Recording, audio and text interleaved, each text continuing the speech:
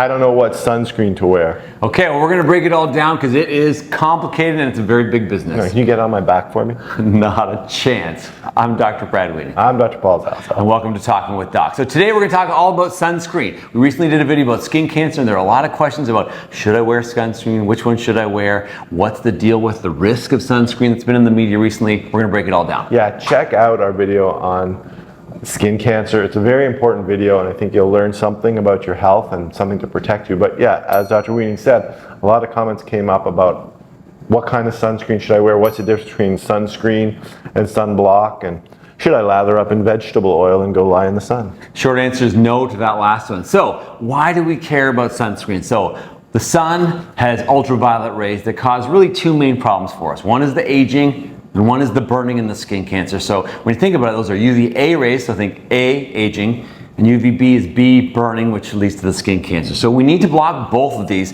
depending on your skin goals. Obviously, if you don't care about aging, then you don't have to worry about the UVA stuff. And for sure, the best way to block these is to wear a hat, long sleeve shirt, pants, protect yourself from the sun, or don't go out in the sun during the peak times. Sun protective behavior. Yeah, SPB.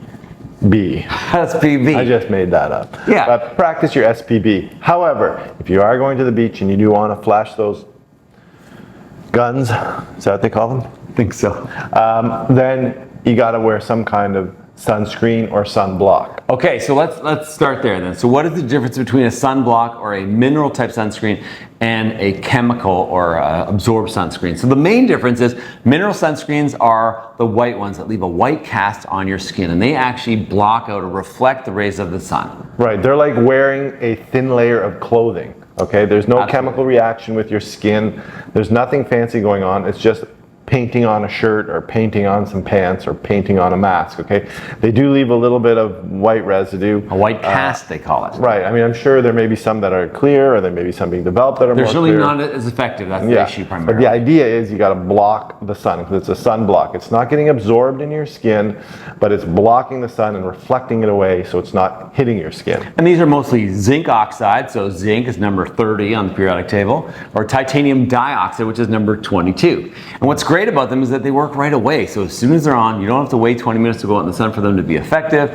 You typically do not have to reapply them. They break down very, very slowly. So as long as you can see that layer, then you know that you're protected.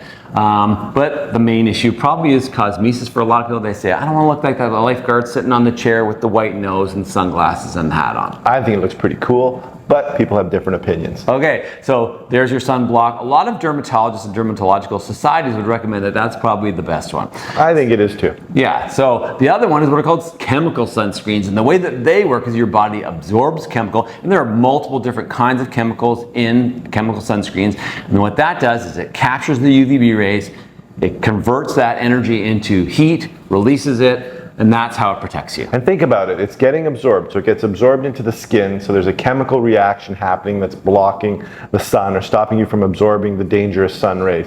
But it's just that, it's getting absorbed. So whenever something is absorbed into the skin, a certain proportion of it goes into your system, your whole systemic circulation. Right. So there is a systemic load of these fancy chemicals and molecules that are doing this job, and the outcomes of that are largely unknown right now. Okay? Yes. I mean, people have been using it for decades, so we know it's fairly safe, but to what degree it's safe, we don't 100% know, because a lot of these chemicals haven't been tested at the levels of systemic absorption that we experience when we put these on. Right, but again, most societies would still say at this point it would be safer for you to wear sunscreen than not wearing sunscreen because of the risk of unprotected sun, or practice very extreme sun protective behavior and just don't go out in the sun, which has its own issues. Yeah. So SPF, that is talking about the UVB rays, and that's the sun protection factor. So back in the day when they tried to measure this, what it meant is if you went out into the sun with unprotected skin, the time that it took for you to get a burn, that's what the sun protection factor was. So if you say had a sun protection factor of 15 sunscreen, that means if it takes 5 minutes to burn, you multiply it by 15, that gets you to 75 minutes, and theoretically that would give you 1 hour and 15 minutes of protection, and then you'd have to reapply. 30 would be 150 minutes, etc., etc. The trouble is with SPF, it doesn't take into account your native skin tone, the intensity of the sun or the time of day, in addition to friction, water, those other kinds of things. So just because you're not getting burned, you might still be getting burned. Good point. Right? I like that. And so SPF 15 blocks out 93% of the UVB rays. As it increases, the amount of extra benefit you get starts to go down. So SPF 30 gives you 97%, SPF 50 gives you 98%. It never can get to 100%, so you're never completely protected. No, you're never going to block it completely with a sunscreen. That's for sure.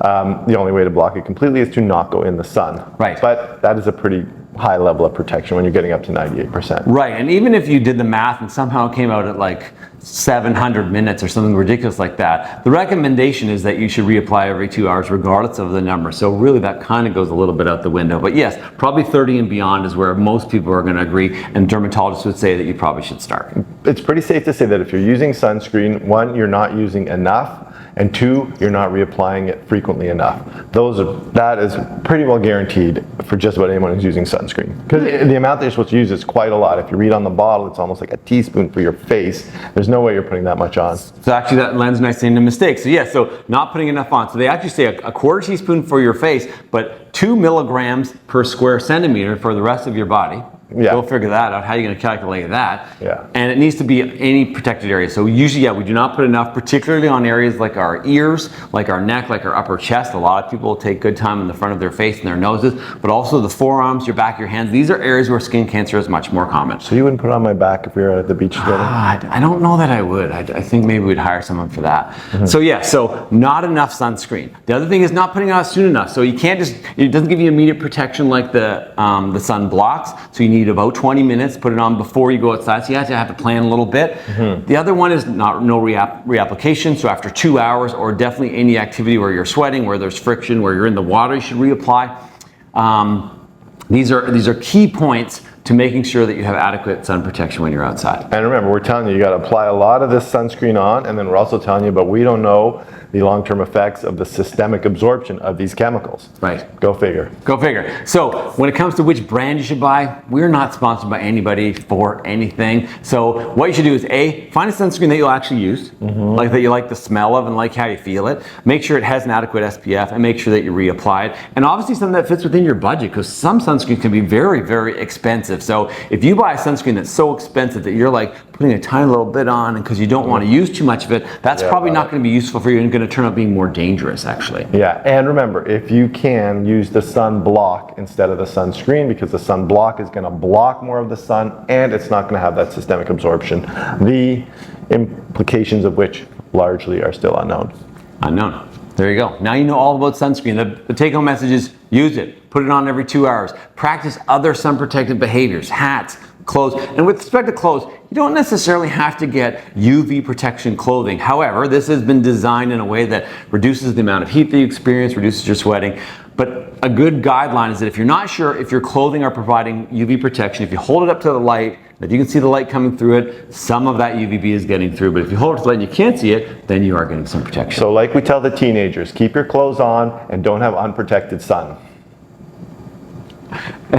Just the last thing, it's also wear sunglasses, because the sun can also provide significant damage to your eyes. That's a whole nother video. That's a whole nother video. We'll get Dr. Binlish back on and talk specifically about the sun. Ophthalmologist. Now you guys know all about sunscreen. If you're worried about skin cancer, check out the link in our description about a previous video we did about skin cancer. If you like this video, please like it, subscribe to our channel. And remember, you are in charge of how much UVA and UVB you're getting, and you are in charge of your own health. We'll see you next time.